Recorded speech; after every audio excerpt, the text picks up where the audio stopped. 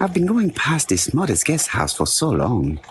I would never have thought that the ABC case would lead me here. Marbury. There is a very pretty village by this name, in Cheshire.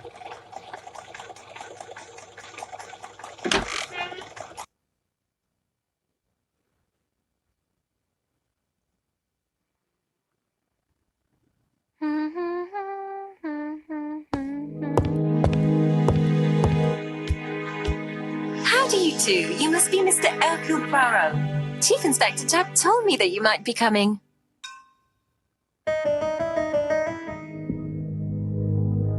Madame, you may be of valuable help to me. It would be my pleasure to help you. Will there be some journalists there as well? I think you might even be interviewed. You are a key witness. I've suspected him for some time, but he appeared so harmless. Oh yes, sometimes he got angry and waved his arms about. But even then, he wasn't frightening. And he was as gentle as a lamb again immediately afterwards. It was only this morning that I understood. He told me he was going to Cheltenham, but my daughter saw him at Euston Station. It's not the right station. To get to Cheltenham, you have to take the train from Paddington. And what's more, Mr. Cust left behind an ABC with Doncaster underlined. As you can imagine, when I saw that, I called Scotland Yard. Well done. You were right. He did go to Doncaster. So I was right to warn the police. Tell me, did you have any other reason to suspect Mr. Cust? Well, he's odd. Sometimes he coughs really loudly and complains that his throat is burning, and sometimes he talks to himself and stares into space. He told me that it was because of a wound he got in the war. His head hasn't been quite right since, he said. And then he was in Churston when that millionaire got murdered.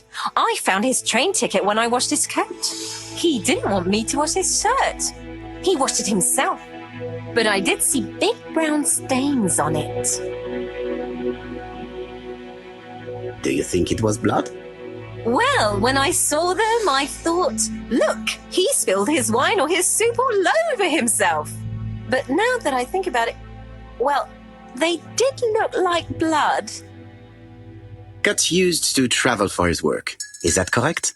Oh, it wasn't for pleasure. He was always unwell on trains. But he had to sell his stockings around England. I have to respect my engagements, he used to say. Do you know where Cust was at the time of the murder in Andover and Bexhill? On June the 21st and July the 25th? No, I don't know. That was a while ago, you know. But surely you keep a register. It won't do you much good. Mr. Cust rents his room for the year. If he goes away for a few days, I have no reason to make a note of it. Ah! I remember one thing. Bexhill by the sea, right? Indeed, it is a large seaside resort. Well, as it happens, at the start of July, Mr. Cust asked me to repair his bathing dress. Suspicious, huh? Very interesting. Please continue. I also forgot to say that he started buying newspapers that talked about the case. When did he start buying the newspapers? Let's see. I think it was just after the millionaire's murder in Churston. He didn't seem all that interested before that. That will be all for now. I'm going to take a look at his room. Take the key on the counter.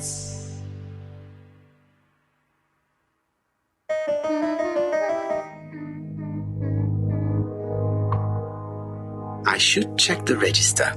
Mrs. Marbury may have been hiding something from me. I don't think my register will help you. Mr. Cust rents his room all year. If he goes away for a few days, I have no reason to make a note of it.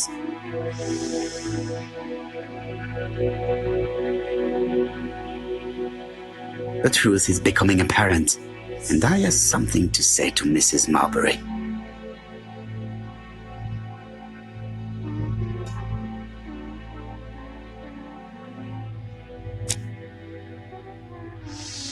This woman appears to be in a good mood.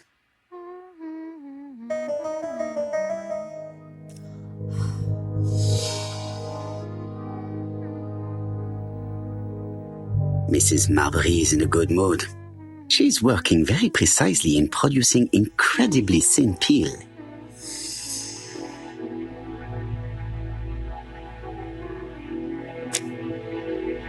Mrs. Marbury, if I am to believe the register, you rented room 306 to a certain Mr. Fishman on the day of the Bexley murder?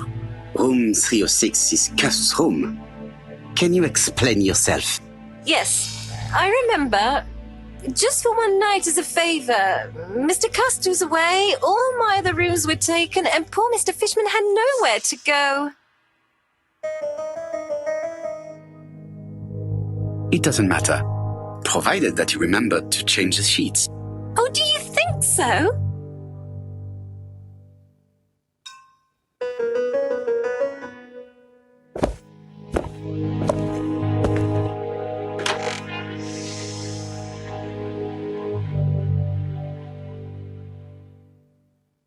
This dark stain. It could be blood, but goodness knows how long it has been there.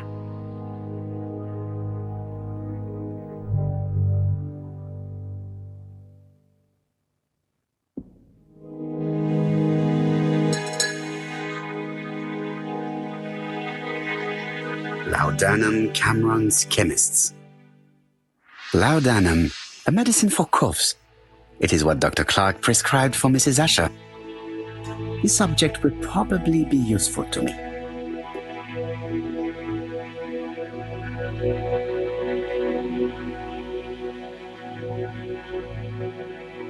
Diethyl barbituric acid, Johnson Company. I know this medicine. It is a powerful sedative. This subject will probably be useful to me.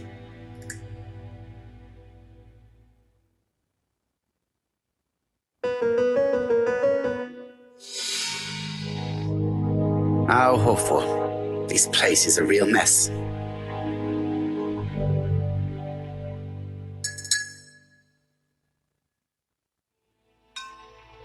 The least we can say that Mr. Cust is not very concerned about order and balance.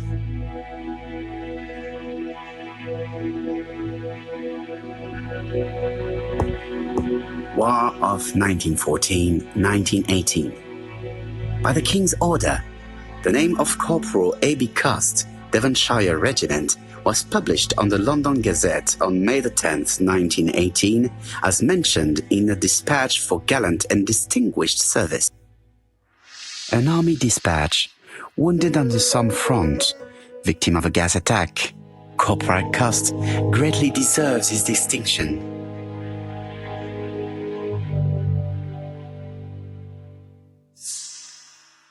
Did Cust drop it when he opened the window, or was it Mrs. Marbury while she was cleaning? John Milligan, Managing Director, Silky Legs, Frederick Street, Leicester.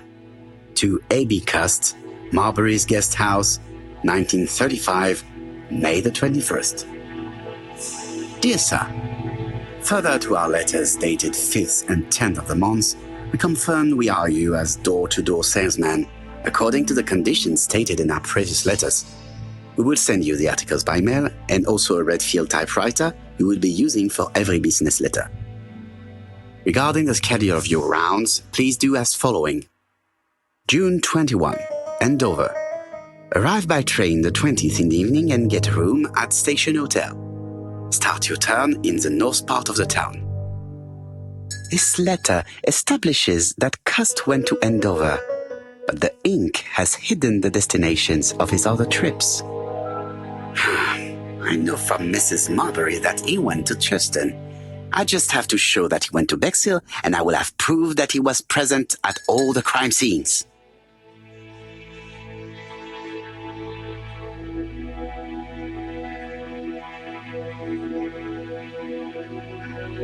A long-bladed knife, a murderer's weapon.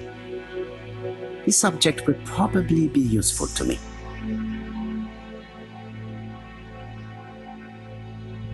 It's an ABC. Cust is parsimonious. He keeps his pencils and sharpens them until there is nothing left. It is clear that he did not grow up in luxury. I have to get the ribbon. How am I going to do it?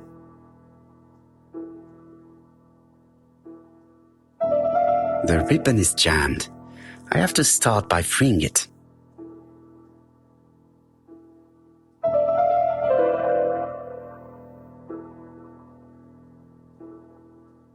The right-hand reel has been removed.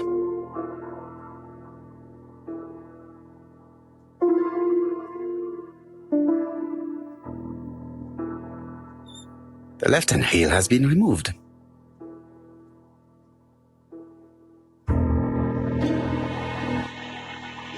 Something is blocking the ribbon.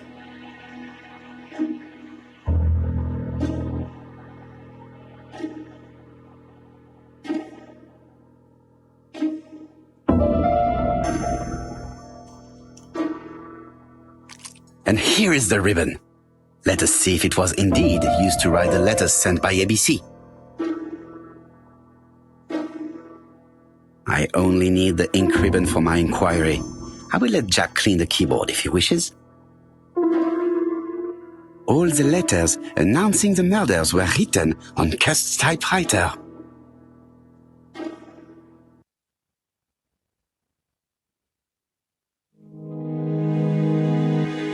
ABC guys, enough to sign about a dozen murders.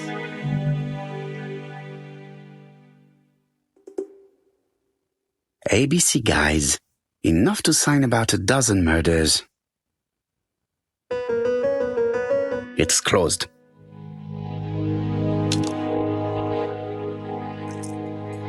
This knife is very useful.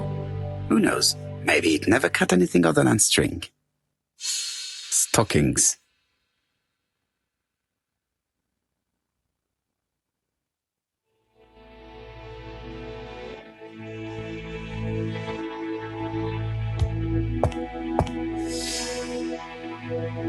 Trousers, white shirts, everything has been washed very well.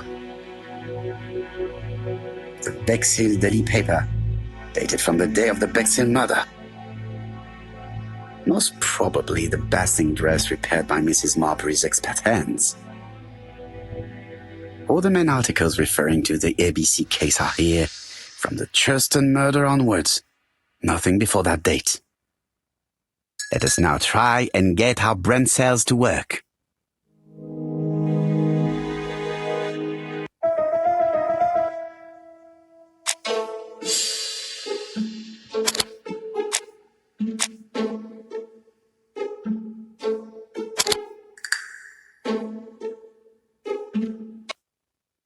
The register shows that Cust did not sleep at the guest house on the day of the murder.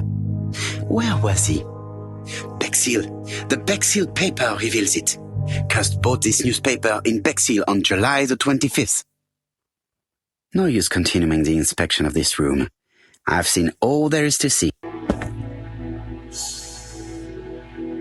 Goodbye, Mrs. Marbury. Thank you for your help. Bye. Ah, Chief Inspector. I was about to leave. Good evening, Chief Inspector. Welcome. Please excuse me, I must go to the kitchen. I'll leave the key of Mr. Cust on the counter. I'm sorry I'm late. I've spent ages with the Doncaster police. And you?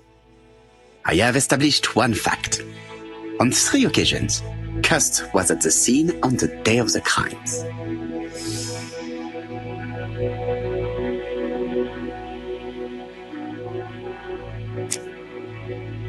I've listened closely to what you have to say, Poirot.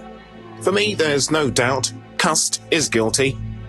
Do you have any element that might prove the contrary? That is what we're going to look for.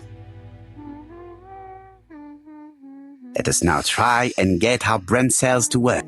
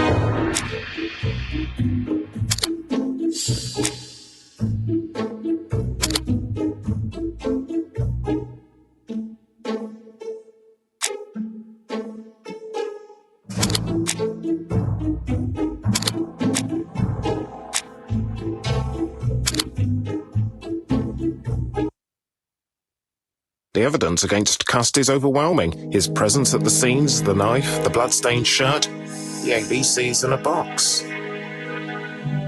C'est vrai. However, the blood Mrs. Marbury saw on Cust's shirt may have been his own. According to his medical records, he suffers from hemoptysis. The murderer cut Sir Carmichael's throat from behind, and the blood spurted outwards. You would expect the murderer's shirt to be stained on the sleeves, not on the buttonholes, yet we see quite the opposite. You would expect the murderer to keep the newspaper articles about his crimes. But Cust's collection starts in Cheston, as if it discovered the case rather late. I agree it's troubling, but it doesn't change my mind. There's small details that we should be able to clear up by questioning Cust. When can we talk to him? Doncaster is sending him to us on the first train. Are they questioning him already? He says he can't remember a thing. It's plausible. Doctors say he suffers from absences and amnesia. Mrs. Marbury has confirmed this. He may have done the murders in an altered state. A familiar situation. It's not enough to clear his name. Dr. Thompson insisted that even if you don't know what you're doing, you never commit a murder without wanting to. Très intéressant. I shall remember that. Right. I'll go and examine the suspect's room. Chief Inspector, I took the liberty of removing a few clues to examine at home. All right, we'll discuss them tomorrow. In the meantime, I'm going to see if you've missed something.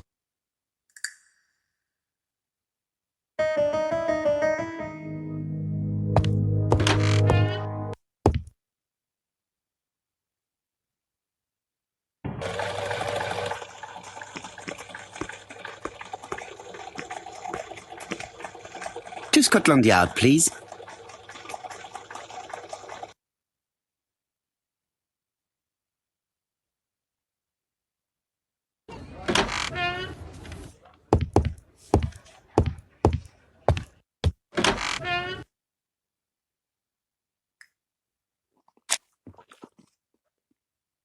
This man is not in good shape.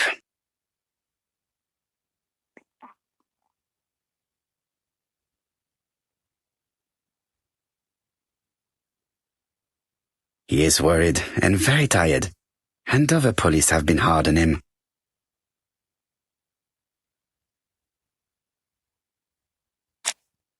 What do you want from me?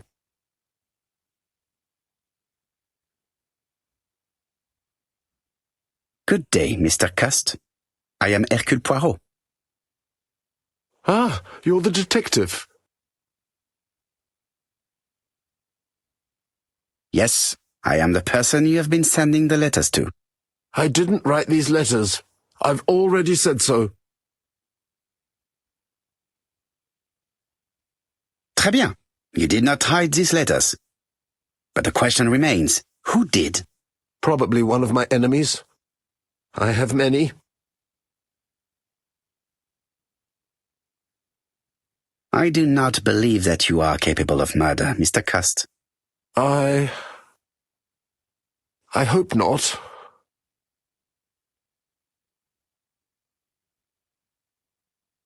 You suffered during the war. It's true. I was wounded. I suffered. But the army was the only place I didn't feel inferior. No questions. Just orders to follow. But ever since you were wounded, you have absences, bouts of amnesia. And headaches. Professor Clark treated you. Yes, a few years ago he really helped me with my burned throat.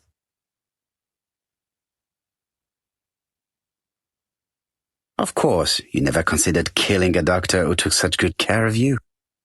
No, never.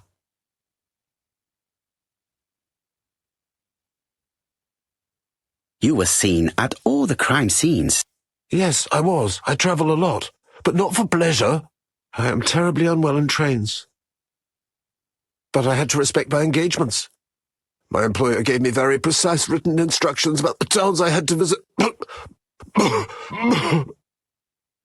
Let's see. The company you claim to work for, Silky Legs, has never heard of you. And as for these letters they sent you, they were written on your own typewriter. The company sent me the typewriter when I started working for them. Yes, but the letters were received afterward. So it would appear that you typed them before sending them to yourself. I don't remember. Good God! I don't know what's happening to me. My head hurts terribly.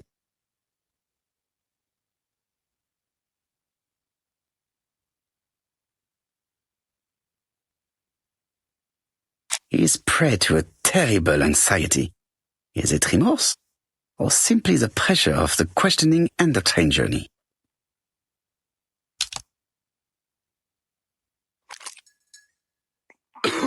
Take this. It will help you.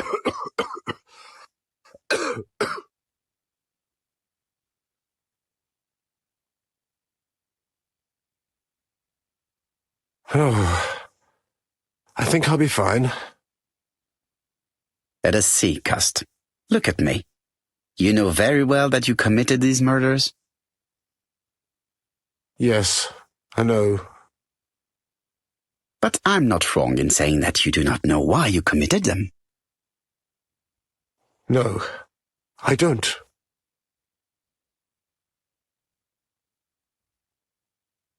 What conclusions have you drawn? Plenty. It might help us to understand him a little better. Let us now try and get our brain cells to work.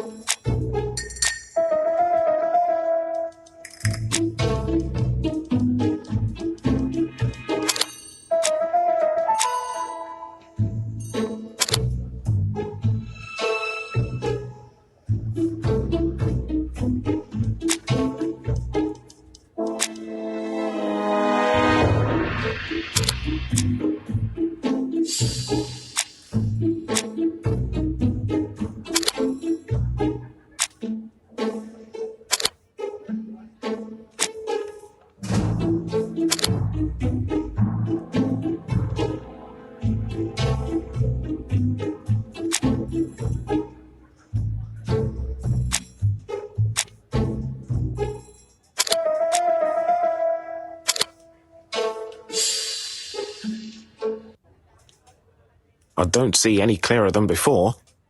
This is worse. There is one point to highlight. C'est curieux. Cust admits that he killed, but he does not know why. What did Dr. Thompson say? Even if Cust killed while in an altered state, it still must have been his deepest desire. He must have had a motive. Let's keep it simple. Never mind his motive. He confessed. But you see, he can confess to anything and everything. He denied the murders and then he confessed to them. He confirmed that he never typed the letters. Then, with great ease, I managed to get him say quite the opposite. Come on, he behaved like a guilty man. He lied to his landlady. Because deep down he believes himself guilty. From the papers, he noticed that he had always been at the scene of the crimes. He must think that he killed and then simply forgot what he had done. How can you be so sure? Let us look at his psychological profile. You will understand my point of view. Let us now try and get our brain cells to work.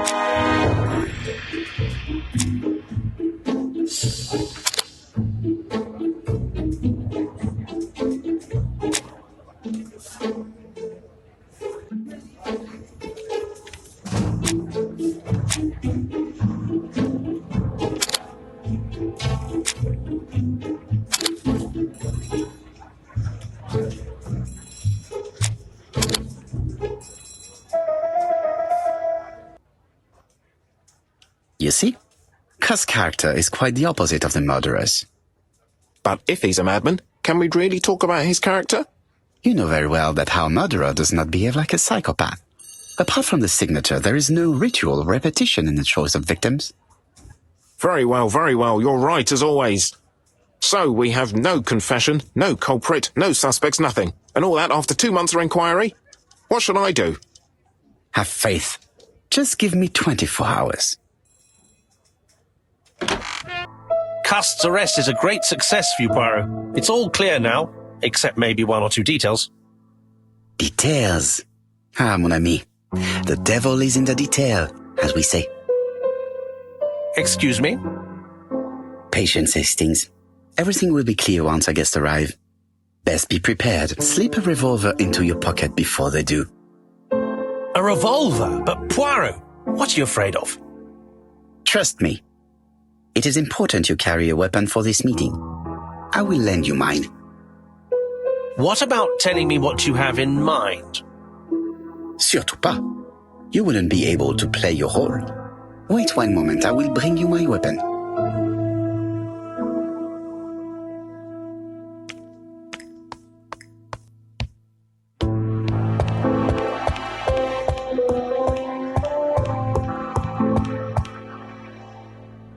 The white ammunition are blank cartridges.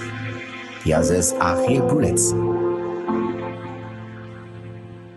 The revolver is loaded with real bullets. I still have time to choose blanks. The revolver is loaded with blanks. I still have time to choose real bullets. The revolver is loaded with real bullets. I still have time to choose blanks.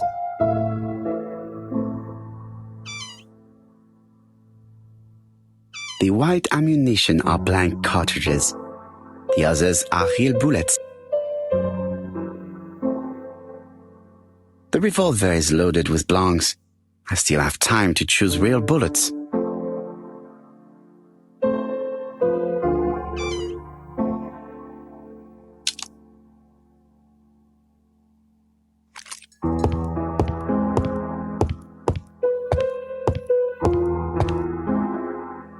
Voila, I entrust you with my weapon. It has hardly been used, it is almost new.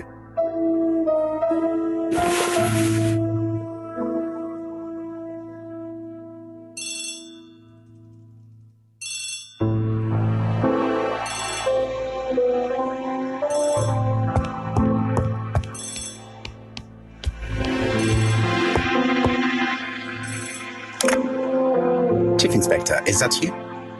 Yes. Sorry, but we haven't found anything. Have you checked the typewriter? And the packaging, the letter, and the ribbon reel. We've only found prints left by Cust and his landlady. Well, never mind, I shall make do.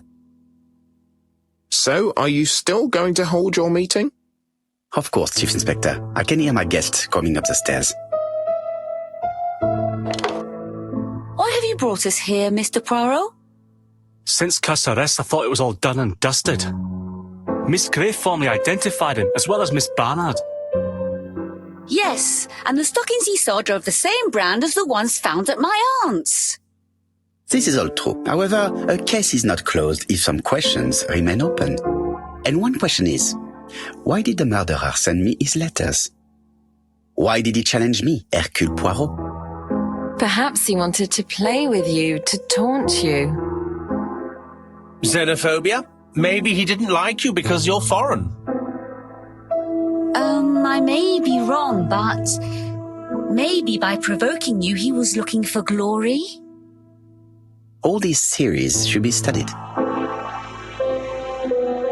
Let us now try and get our brain cells to work.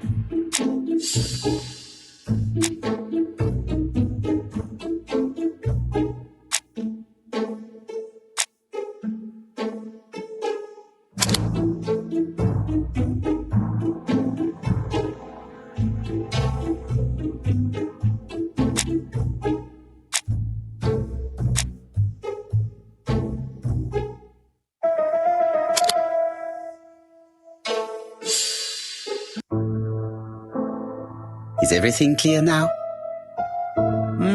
You might like to explain your reasoning again. Of course. First of all, remember that the murderer made it a rule to always post his letter before the murder. He never digressed from that rule. However, in Churton, he encountered a problem. The village has only 500 inhabitants. With advance warning, it would be easy to arrest him. Therefore, the murderer delayed his letters deliberately with the wrong address. The plan wouldn't have worked if he'd sent it to Scotland Yard or the papers because everybody knows their addresses. The mistake would have been corrected and the letter would have been on time. That is why the murderer chose me as the recipient. Because for his plan to succeed, it was necessary for at least one of the letters to have a wrong address and get lost. It was very cunning. Absolutely. It is a very subtle plan. It matches the profile we have drawn up of him perfectly. That of an intelligent, daring and calculating murderer. But that's not how you describe Cust. You are quite right, mademoiselle. Like you, I find it hard to believe that this dull character is the clever murderer we are looking for. Do madmen... I mean, if he's mad, he might have two very different sides. No doubt. But the murderer is not mad. All the specialists agree that he does not have the profile of the psychopath. But if Cust is not guilty, how do you explain his presence at the scene of the crimes? Mr. Clark, the answer to your question is in the medical records of your brother's patients. Documents which Cust most certainly did not have access to. Let us now try and get our brain cells to work.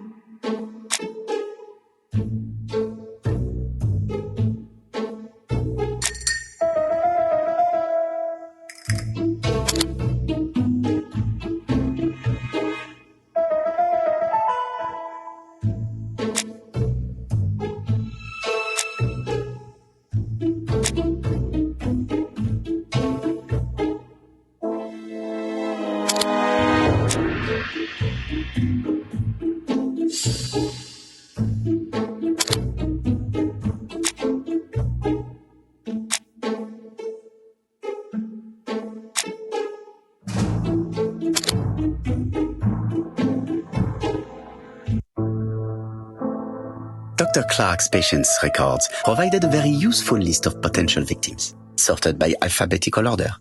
The killer definitely used it, explaining the fact that all the victims were former patients of the doctor. It is this fact that clears Cust once and for all, because he never had access to these records. So how did he happen to be at the scene of the crimes? Either the murderer sent him there, or Cust was following him closely.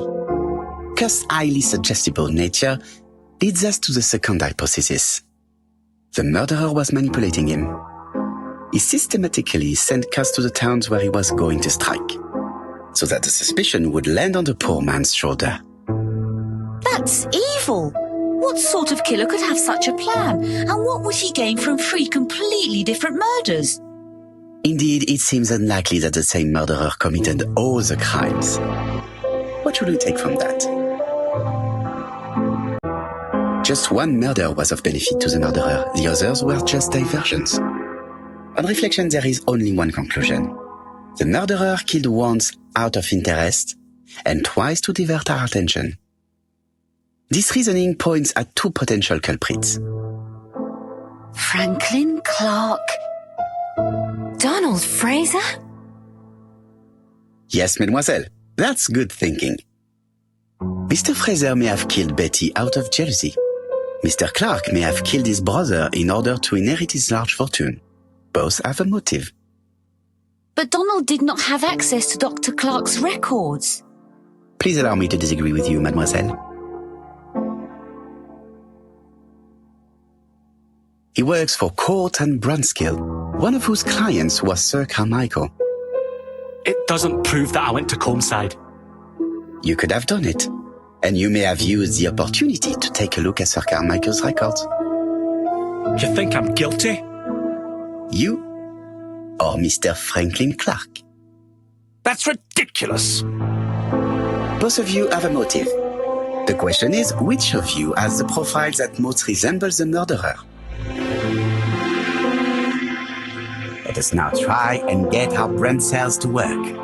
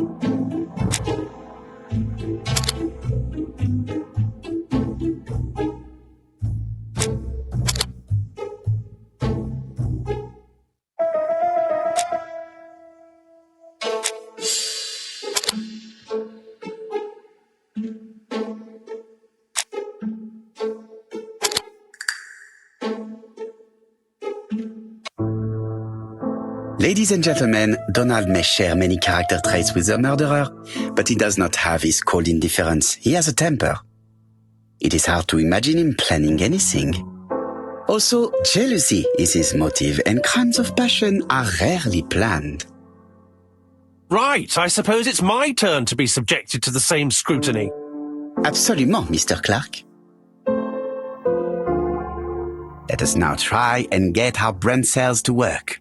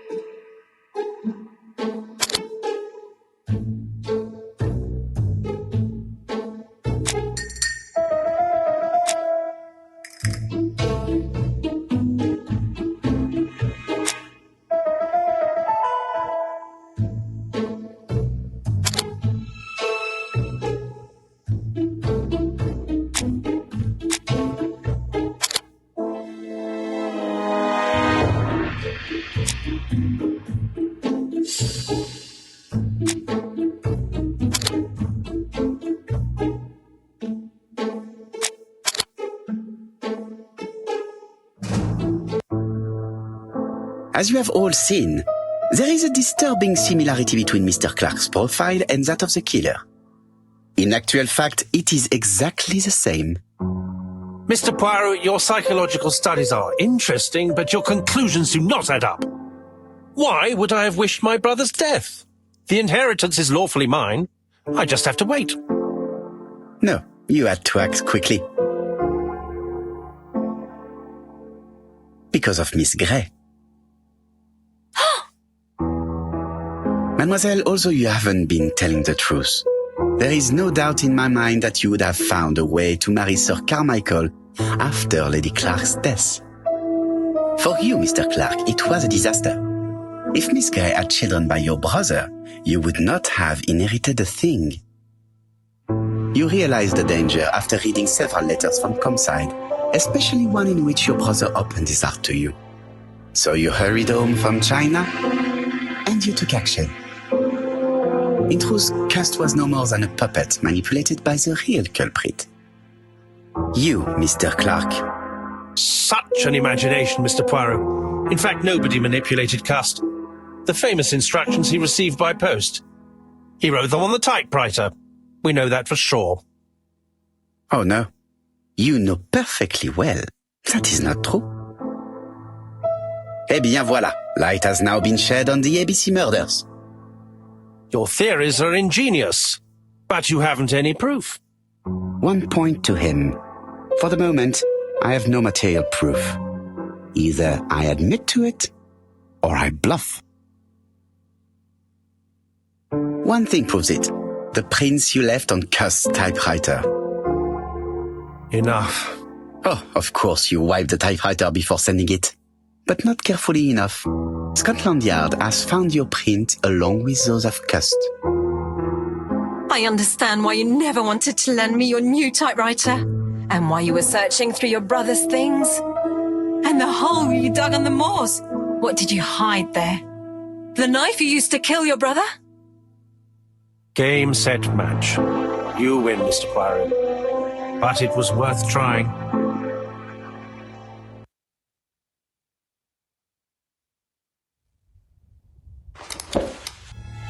Don't come near me! I'll never let you take me, Mr. Poirot!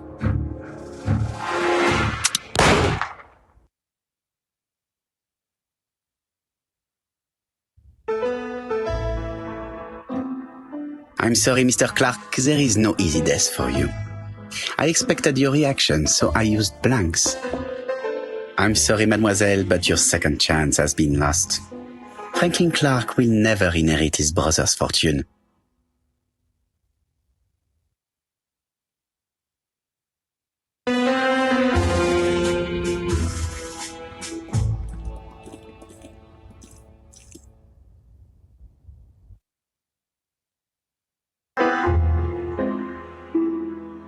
When Franklin understands that his brother's inheritance is going to be stolen from under his nose, he decides to get rid of him.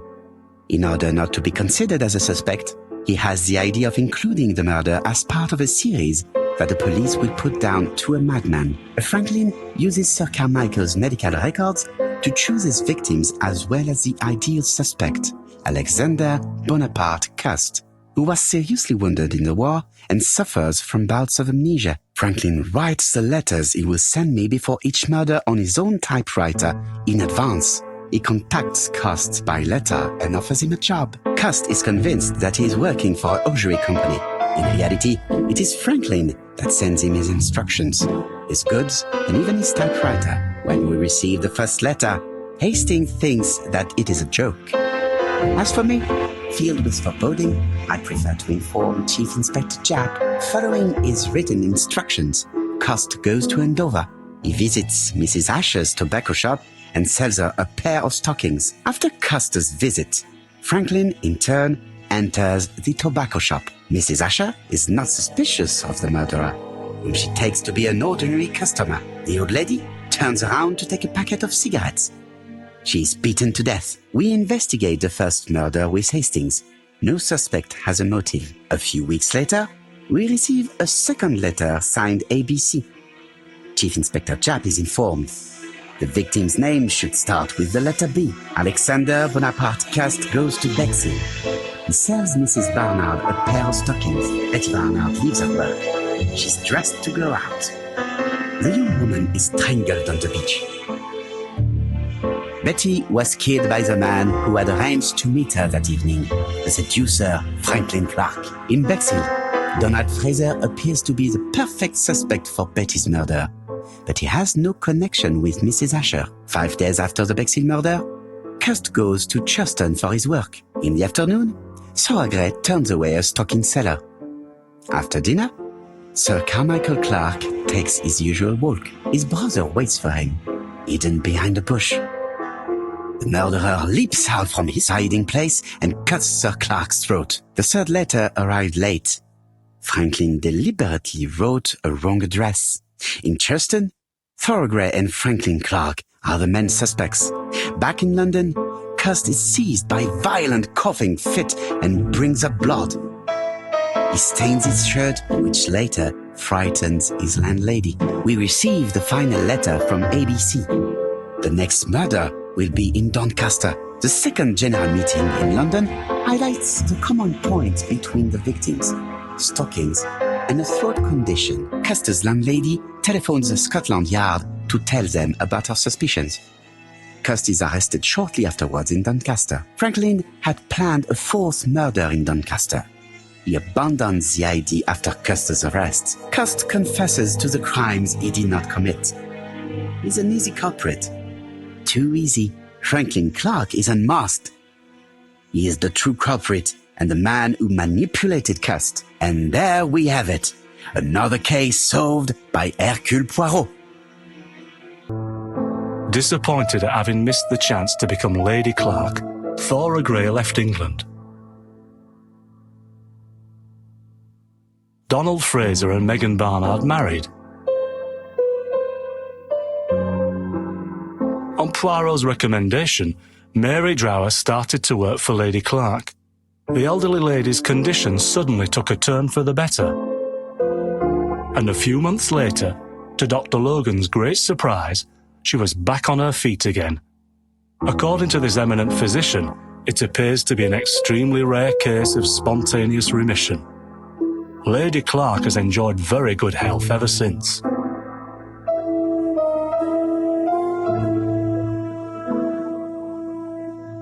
Journal of an Innocent.